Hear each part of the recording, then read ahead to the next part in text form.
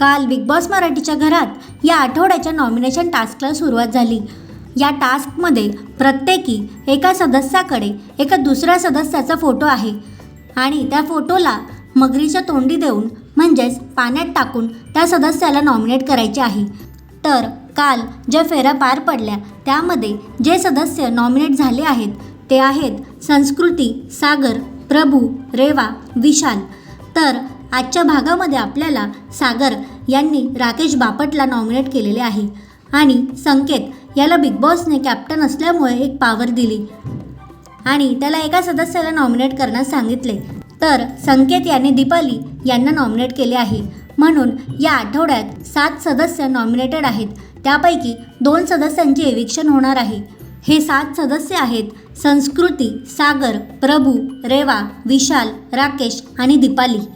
तर या सदस्यांपैकी प्रभू याचे सगळ्यात जास्त चान्सेस घराबाहेर जाण्याचे आहेत। तर दुसऱ्या क्रमांकावर दीपाली किंवा वाईल्ड कार्ड कंटेस्टंट्सपैकी एक म्हणजेच संस्कृती आणि रेवा यांच्यातील एका सदस्याचे एविक्शन होताना आपल्याला दिसू शकते।